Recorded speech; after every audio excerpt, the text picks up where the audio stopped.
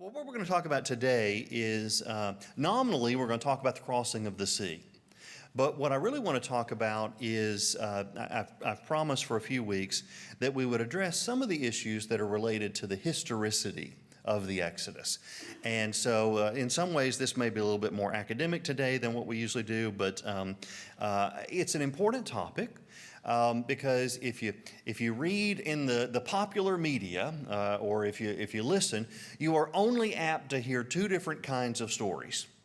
One kind will be a sensational story about how the Exodus has been definitively disproved. And then the other one would be some kind of sensationalist story about how the Exodus has suddenly been proved because they found a chariot wheel near a body of water somewhere. I always have to laugh at that sort. No one ever lost a chariot wheel in Egypt that was not somehow connected by somebody with the Exodus.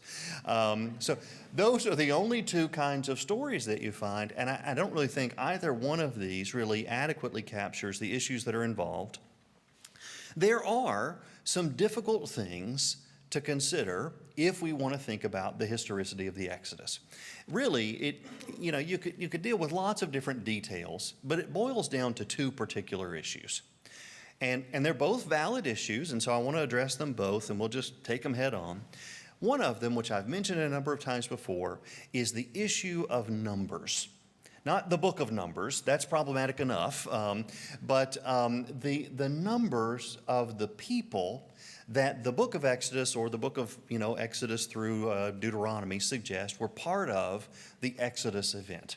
So you know by now that the Bible mentions that there are 600,000 men of soldiering age that are connected with the Exodus.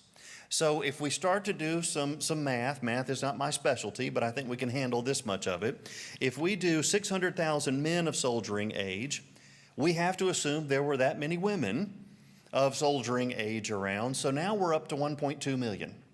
Now, if we give each one of these 2.1 children an Oldsmobile so that they can be a nice, 1950s American family, then suddenly we're up at 2.4 million people that are there. And the truth is, it's unlikely that the average of kids would only be 2. And it's also unlikely that everyone who was there was of soldiering age.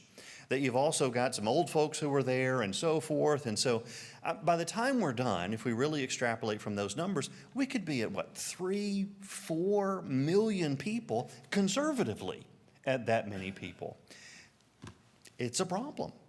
And there's no getting around it. And it doesn't have anything to do with belief in the supernatural. I'll talk about that kind of issue later on today. It's just practically a difficult thing. That, for example, how do you cross the sea when you got 4 million people? I mean, let's say that Val Kilmer goes in there with his staff and stabs the water and it shoots up like that and you got this path. How long does that take? And I don't remember who it was, but I know that somebody at one point said by the time the Israelites would have reached Mount Sinai, some of them, if they walked 8 across, some of them would have still been back in Egypt at the time. It's a big number of people to do, the practical things like walking through. I mean, my goodness, you've exited from a football game before where there's 80,000 people who are coming out and you've got multiple exits here and there and everywhere. I mean, it's like being stuck in a Filene's basement, bridal dress moment and everybody's there. And how do you do this with 3 to 4 million people? So it is a challenge in terms of that kind of thing. It's a challenge just to think about issues of water and food. We think about, even if we want to affirm the idea of manna coming from heaven, this is a boatload of manna that's going to be here. I mean, like seismic shocks every morning when the manna hits the ground there. It's a lot of food that would be there, an astonishing amount of water. It is really, I'm not a hydrologist, but when you kind of calculate how much water we go through as human beings on a daily basis, it is a lot of water. When Moses hits the rock, it's going to have to be like this, giant pipe that ends up pouring the water out there for that many people. I read a line in a book one time. It said, not to be indelicate, but the amount of residue that the Israelites would have to leave on a daily basis. The Sinai should be one of the most fertile places in the world at this point. You get those kinds of practical issues, and that's not to say anything at all about the issue of the miraculous or supernatural kinds of issues like that. And I think probably the biggest issue of all is you can't hide 4 million people for 40 years from the archaeologist's spade. Now, it just seems very unlikely that you'd be able to park that many people and somebody somewhere would not have dropped something that would have identified them. And remember, they camp at certain places for quite a while. If you got 4 million people camping at a particular site for, remember they're in the wilderness for 40 years, for a year or two, we're going to find them. The other issue that kind of comes up related to numbers is if you've got 600,000 soldiers, you have an army that's larger than was ever amassed in the world, probably until World War I. If you've ever been to Jericho, which a number of you have actually been to Jericho with me, and those of you who got to go recently, we go to this particular place where we ride the Labrador Retriever of camels. It's, camels in general are not the nicest creatures that God made. They're kind of mean and they're ornery and they spit. They look like a horse put together by committee. I mean, they're just, now I love camels. I really do. I think they're one of the wonders of God's creation. They are made to do what they do. Their entire body is set up to conserve moisture. And so their body temperature goes up 8 degrees before they start to sweat. They've got all these little quirks about them that are they're wonderful, but they're not nice, except for Sam. Sam the camel is the nicest camel on the face of God's green earth. The guy who has trained him, this camel, he's so friendly. He comes up.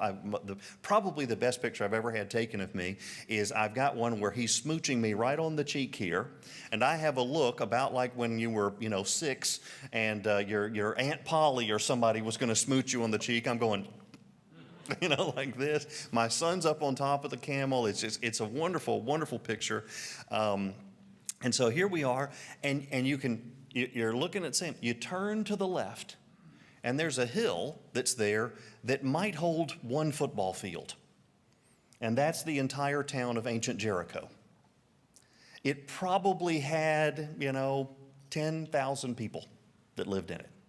Worried about it, it doesn't really make sense that we would be afraid if we had an army that would vastly dwarf the armies of Xerxes as he's trying to take, Sparta and so forth. The numbers, they do present a problem. So that's one issue that we got to deal with. The second issue to consider is that archaeologists are in fairly broad unanimity that Israel seems to have emerged from Canaan rather than seems to emerge from within Canaan rather than being a foreign group of people like, say Europeans coming over to North America, that it seems to have arisen indigenously. And when you put these two issues, we can ignore a lot of the little lesser issues. But when you put the issue number 1 of how do we have this many people, and issue number 2, how do we account for the fact that it sure looks like the people are emerging from inside rather than outside, those are the things that cause scholars to raise questions about the historicity of the Exodus. Now, I think scholars are too quick to throw the baby out with the bathwater.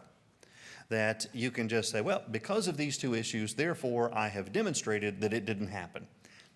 That's not exactly true.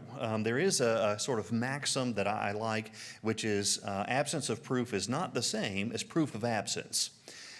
So just because you haven't proved it doesn't mean that you have thereby disproved it.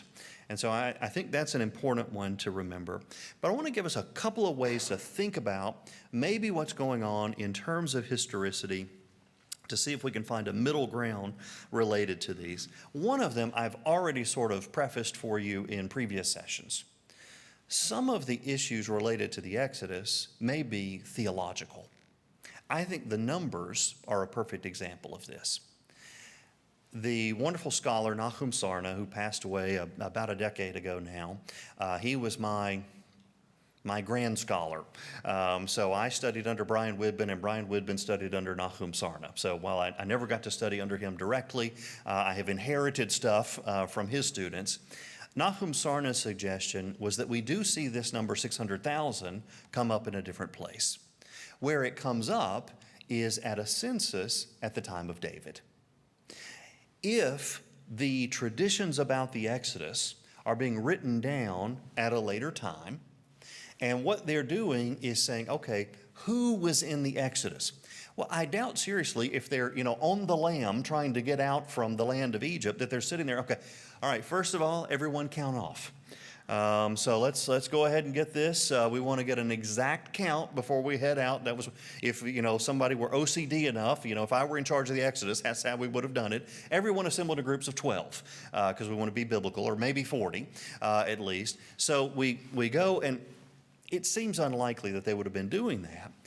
The census number at the time of David would be a theological statement of their saying, who was in the Exodus? All of us were in the Exodus. It's something that continues to be echoed in something like the Passover Seder today.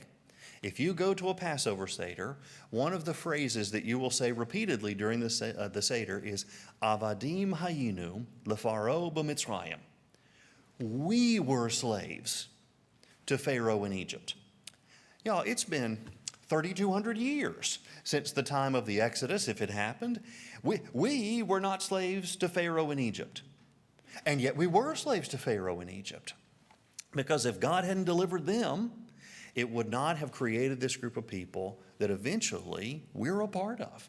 If you come to Israel with me, you'll notice that the moments when I get the most choked up are related to one of two things. They're either related to the death of Jesus. There are a couple of places in there that, robots would cry because of, how powerful those places are.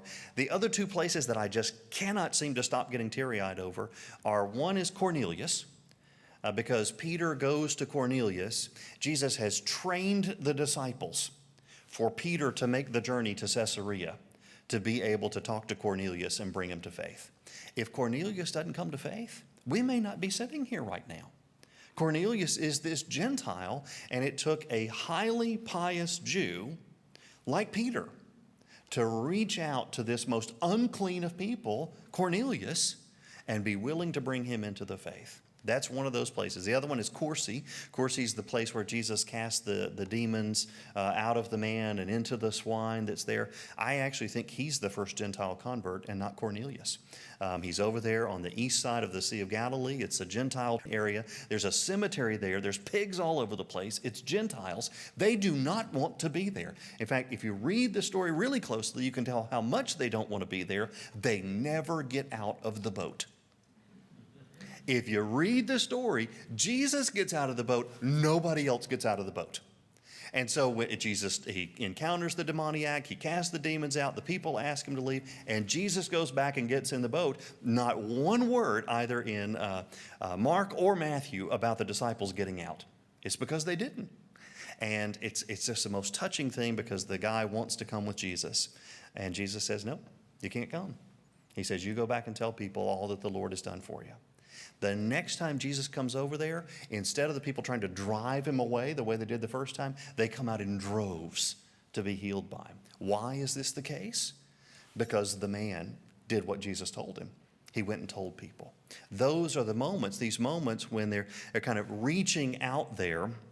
Those are the moments that get me the most when we're there. Now, I've gone down this rabbit trail, and in my mind, I'm trying to think, where did I start this trail? That was good stuff, but for the life of me, I can't remember why I put it in there. We were talking about the numbers, and so, it's a way of saying we were all there. It's these moments that say, if they hadn't done this, we wouldn't be here.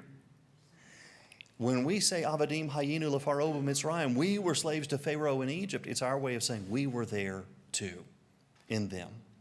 I think that's the way that number 600,000 works. You know, there are actually a couple of places in the Bible where the authors of the Bible will use a technique that is technically called gematria. Now, some of you may have heard that before, gematria.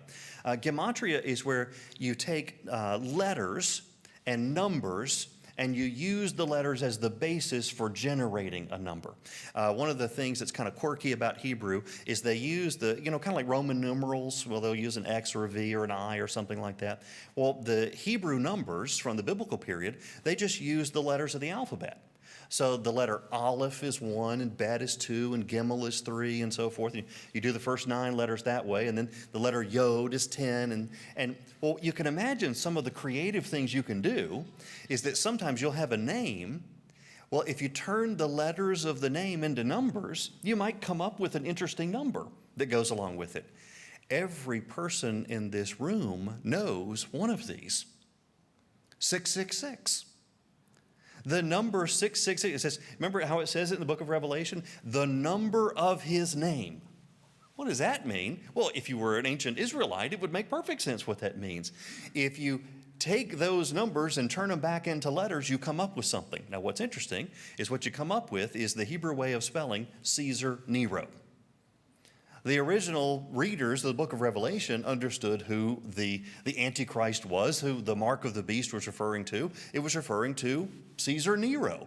When you spell his name out, Caesar Neron, you end up getting 666. One of the ways that we know without any doubt at all that this is the case is there's another way of spelling Nero's name. Instead of spelling it Neron, you can just do it as Nero.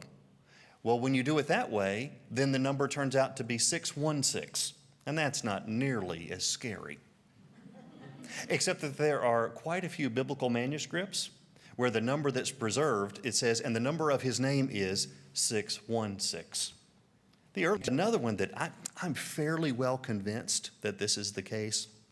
It's when Lot gets captured by the Mesopotamian kings. It says that Abraham pursued the kings who got him as far as Dan. So he heads out to Dan with all of the trained men in his household, 318 of them. I have always found that number to be oddly specific. It's not like, he set out with 300 men. 318 exactly is the number. I could just see Abraham at the back of the pack, counting them off, so we got exactly that number. I really don't think that's what it is. I think that's a number where they were writing the story and they said, how many men went with him? Well, I don't know. And the people's names mean something in there, like Pilgrim, for example. The example I've probably mentioned with you before, in the book of Ruth, the 2 sons are named Weak and Sick. No, they're not. Nobody's going to name their kids Weak and Sick. They're names that are there for a literary reason. Because what do? They marry the girls and they die. That's it. And so they have that role in the story. And so they're given the name that kind of matches that. Remember, from the very beginning, Scripture is history, Scripture, and literature at the same time. Those are just literary flourishes that are there. One of the ways of resolving the numbers issue, I think, is just thinking about this as a theological number rather than a historical number. If the number of people who leave Egypt is a lower number, many of the issues related to the Exodus start to slide away. Every objection about, where'd they get all the water and how'd they cross through the sea in a timely fashion? Where'd they get all the food? If it's a smaller number of people, that kind of problem starts to disappear. So if it is a smaller group of people, well, who is it that's leaving Egypt? A number of scholars have looked closely at the Exodus material, and they've noticed a quirk about it. It is almost all related to one of the 12 tribes, the tribe of Levi. So you've got these 12 tribes that are out there, and you already know something odd about the tribe of Levi, right? It doesn't get any land. Could that be because the other tribes were already back in the land and had their territorial divisions, and the Levites are the ones who leave Egypt and come in from outside? So here are a few of the pieces of evidence that kind of support this notion. One, there are 9 characters in the Torah who have Egyptian names.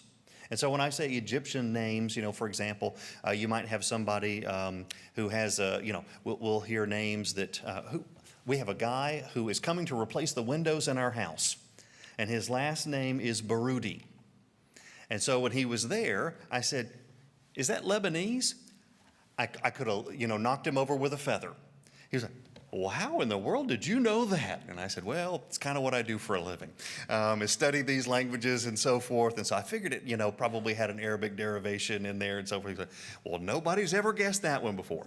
So if you got a name like Barudi, you might think of from an Arabic culture. If you have a name like Han, you might think Chinese. If you've got a name like Leonard, which breaks my heart, Leonard goes back to Lionheart. When one has gotten the name Lionheart, you have achieved peak nomenclature. You don't change that name from that part forward. You hold on to that one like grim death. How cool would it? Jeff Lionheart, how are you? That's like a stage name or something. Whoever thought Leonard would be better than Lionheart? It's just some relative of mine in the ancient past did this. Ultimately, it goes back to kind of a French name and so forth. Jeffrey goes back to a British name and so forth. Well, there are 9 characters whose names we can trace back to Egyptian names. All 9 of those names, Hophni, Pinchas, Hur, Merari, Mushi, Pashhur, Aaron, and Moses, all 9 of them are Levites. It's beyond the possibility of coincidence, I would say, that the only 9 names in the Bible, or not the Bible, but in the Torah, that turn out to be Egyptian names are possessed by Levites. There's something going on there. Accentuating this point is the fact that the people who recorded those names did not realize they were Egyptian names. The most vivid example of this is Moses. When they explain Moses' name, they explain it as a Hebrew name. They say, "Oh yes, this is related to the word to draw out." Remember we talked a lot about that, the kind of irony in there? The word Moses is not really from the word draw out, it's from an Egyptian word, Mos, like in Ramos and Patachmos and Tutmos. The people who actually recorded the scriptures did not remember that this was an Egyptian name. That's the kind of evidence that is just golden. When you've got somebody recording something and there's no literary purpose for it, there's no theological purpose, it's an echo that they didn't even realize was there.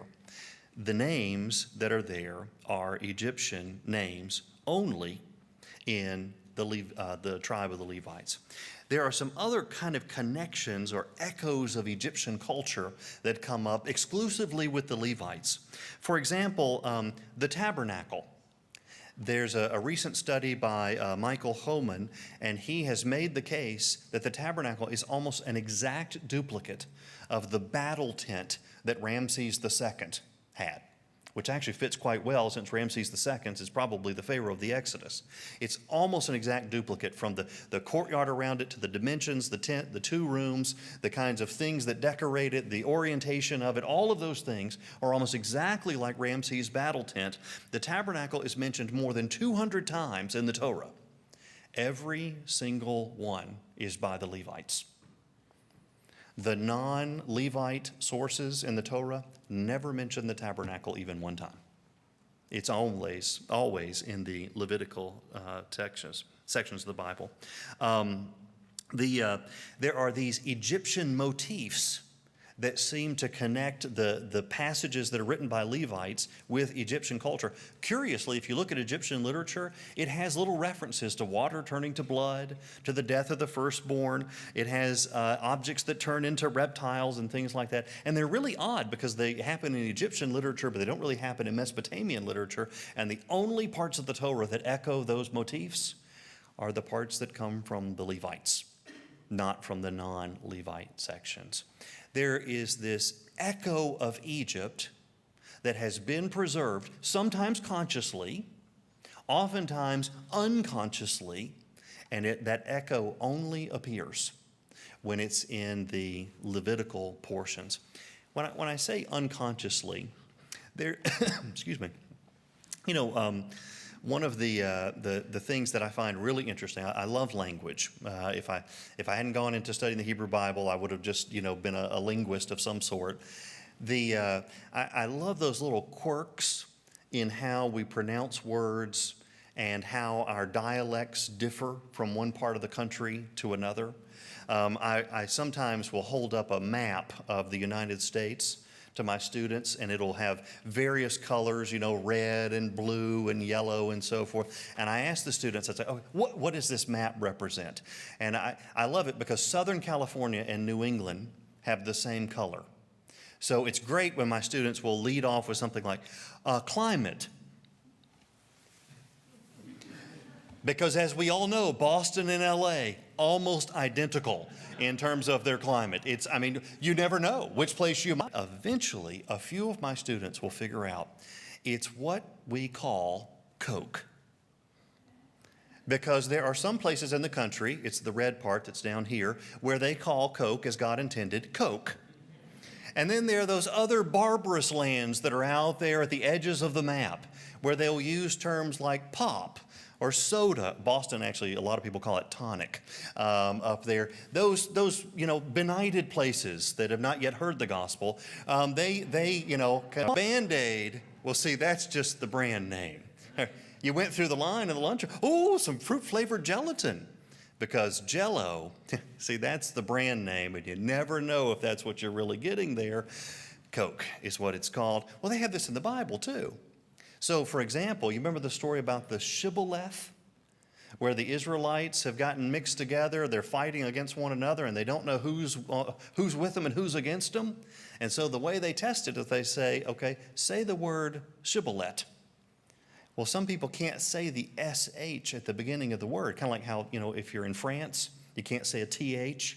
If you want to fake a French accent, just turn your THs into Zs. Zis is the best. And all of a sudden you're speaking French like Steve Martin in Pink Panther or something. I could say hamburger. If you've seen that one, it's the best scene of the whole movie. They can't get the SH sound out. And so they try to say shibboleth, and it comes out sibboleth, and off with their heads. There are these dialect differences that are there. In terms of an unconscious dialect issue, I remember vividly being on a mission trip to Ivory Coast, West Africa, with a group of people from Canada and North Dakota and New England. And I said, well, I'm fixing to go take a shower. And they looked at me like I had two heads. You're what? And I said, I'm fixing to go take a shower. What? I was like, you people have showers in Canada? I don't understand. What's the issue? And they said, fixin' to? Never in my life had I imagined that was not a universal expression. I assumed Jesus himself in Aramaic would say, I'm fixing to go to Jerusalem. It just made perfect sense to me. I never had any idea that wasn't the way that, the language. I assumed the Queen's English included that. Surely that's what, Elizabeth says. I'm fixing to go out to Parliament.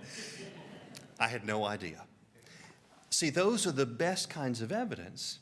It's the kind of evidence that you don't fake. It's just a natural echo that you didn't insert.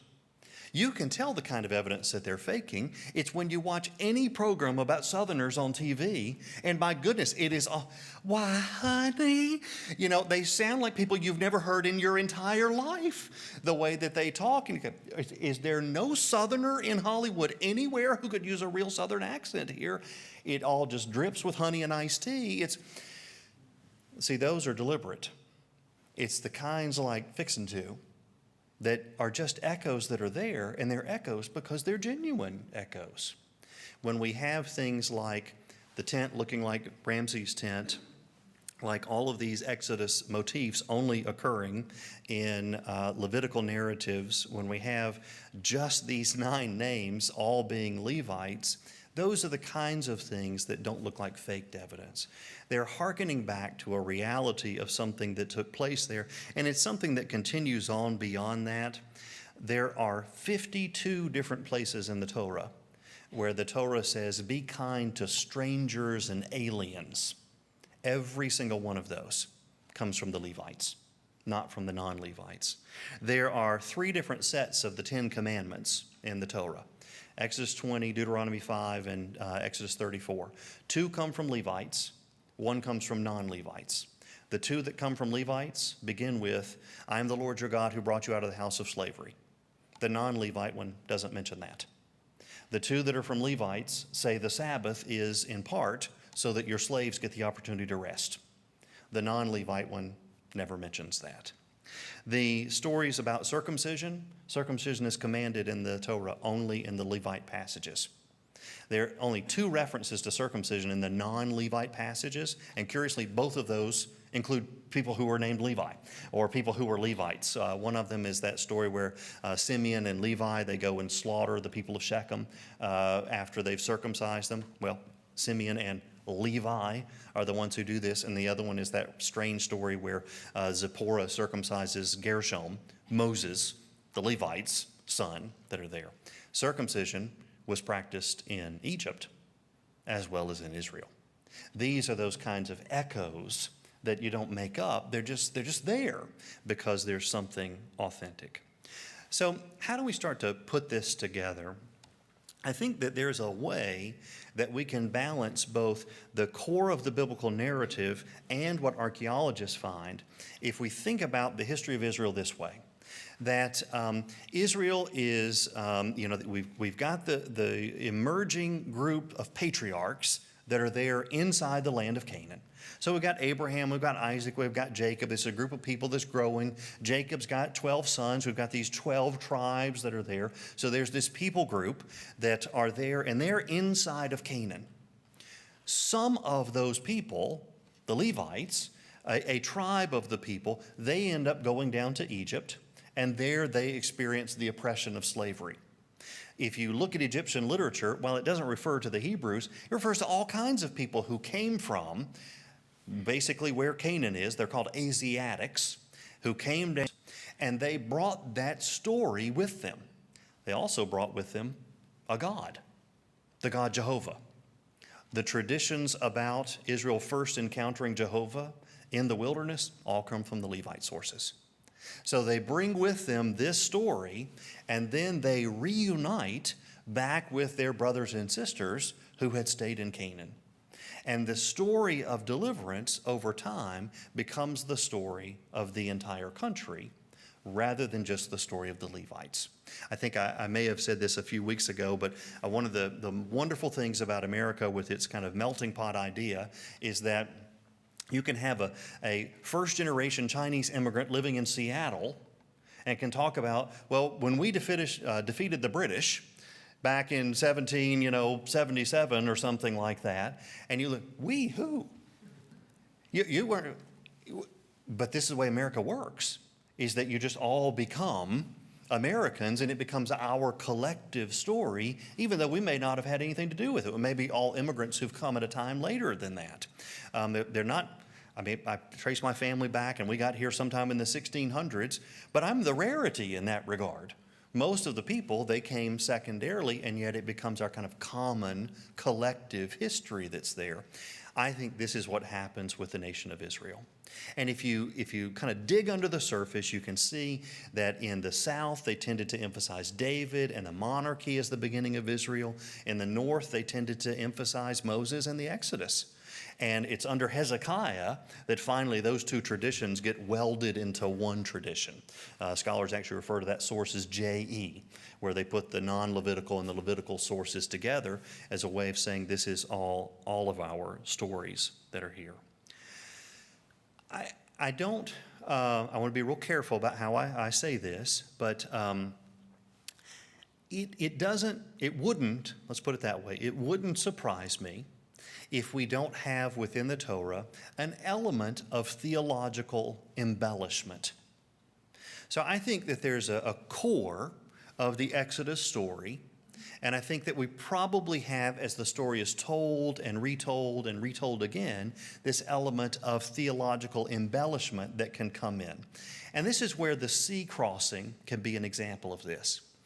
If you read Exodus 14 and 15 carefully, you'll find sometimes there are these parts of the text that you can't quite square with one another. Original accounts. The older account of the Exodus involves God sending a wind that blows the water into one, not two, but one heap. The Israelites cross over. The Egyptians cross over after them and make it to the other side. And that's when God confuses the wheels of their chariots. The Egyptians flee, and they flee back toward the sea. And when they get into the seabed, that's when the waters collapse back on them. That's the older story of the Exodus. That story was eventually retold as a creation story, the creation of a new people. One of the motifs that dominates the creation stories of the ancient world is the gods splitting the waters. The motif of Moses splitting the waters in two is almost certainly drawn from that creation element rather than the historical part that underlies it. Now, I want to be real careful here because you should have heard two things in there. One, as I said, I think there's some theological embellishment, and the parting of the waters probably is the story of the Exodus being retold through the lens of creation. Behind that, however, I also said, I think something miraculous happened at the sea. I think the older version, where God sends the wind and piles the water up into a pile, and the Israelites cross over and then it gets released, I'm willing to accept that. When I go back, in other words, there's a process that's called demythologization. Some of you, if you know modern theology, Rudolf Bultmann is the guy who's famous for that. And what he tries to do is he wants to strip out everything miraculous from the Bible and get back to something that's more natural that's there. And he's not denying that there's a theological part to it. Well, I do an element of demythologization. I'm stripping out a component of it and wanting to get back to what I think is the original. But I stop short of where Bultmann eventually goes. I'm willing to stop at the place where there's a miracle that happened here. I think a miracle takes place at the sea. It's that miracle of God piling the waters up and the Israelites go across. To be perfectly honest, other than just a very modern bias, I'm not sure what the reason for steadfastly wanting to deny the possibility of the supernatural would be for a person of faith. I mean, if there is a God, and if it's not, this is a strange place for us all to be here on Sunday mornings. I mean, there's a perfectly good Unitarian church right down the road. We could believe in one God at the most. And so, if we're here because we believe that there's a God, is it entirely out of bounds for God to act in human history? I mean, the incarnation would be a miracle. The resurrection would be a miracle. By the time we strip out all of that, we're not left with a whole lot. And so it doesn't strike me as being beyond the possibility for people of faith that God can act in a miraculous way. And then we tell the story and we retell the story. And I don't doubt that there become embellishments and incrustations along the way as the story is retold. But it doesn't mean that when we get down to the end that there's not something miraculous there. I'll close with one last illustration because I don't think the Exodus is the only place where this happens. I think it occurs in the Gospels regularly as well. If you read the book of John, you know that John is just so odd as compared to the other Gospels. And one of the passages I'll take my students to is the story of Jesus raising Lazarus from the dead. And you remember the story, it's that Jesus finds out that Lazarus is sick, and it says, and when he heard that he was sick, he stayed 3 days longer. It seems so odd. In fact, John has to mention, now Jesus loved Lazarus, because when you read that line, you go, I don't know. So he stays deliberately, and when the word comes that says that he's dead, he says, well, for your sake, talking to the disciples, I'm glad that I wasn't here.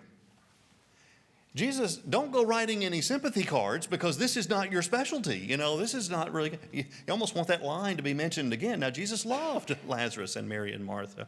And when he goes to do the miracle, and the other three Gospels never mention that. That's actually the most difficult part of the story. I can understand if you leave this out or that out or one thing or the other. How in the world do you leave that kind of public display of power out? Well, see, I don't think they left it out. I think they already had a story that was just like it. It's the raising of Jairus' daughter. When Jesus is he's out with the disciples, and somebody comes and says, Lord, my little daughter is at the verge of death, just like somebody came and told Jesus about Lazarus. And he's delayed. This time, not because he deliberately delays himself, but because of the woman with the perpetual hemorrhage. And when he finally does go, the person is dead, and it's Lazarus come forth. And at the end, in both cases, he says, take care of the person. Unbind him and let him go. Give her something to eat. I think that in its original form, the Lazarus story looked almost identical to the story of Jairus' daughter. And so the Synoptic Gospels, they include Jairus' daughter. They didn't include every miracle that Jesus did. So they included this one. They didn't include the other one. John has taken that story, which looked like Jairus' daughter, and turned it into a sermon about who Jesus is. And what's the centerpiece of the sermon? I am the resurrection and the life. Where he's saying, it's not just that I raised this person from the dead, this is who I am. I think what we have ultimately in the book of Exodus is a sermon about the miracle that happened there. The historical core is that God performed a miracle at the sea, they cross over on the dry land, and then that becomes the basis for this big sermon that is the book of Exodus, that tells it as a new creation story with God splitting the waters. At the end of the day, I think we'd be naive to say there are no historical issues in the Bible. On the other hand, I think that sometimes those historical issues have been overplayed, and that when we dig down to the base of the biblical narrative, there is a there. And oftentimes I think that there that is there is one of God acting in, frankly, supernatural ways to deliver his people. I think that's a good note to close on. Let's pray. Father in heaven, we thank you for your word. Lord, it is complex and complicated, but Lord, we know that it is true. We know that it speaks truth to us across the centuries, and we pray that you'll give us the patience to sort through it. We pray this in Jesus' name.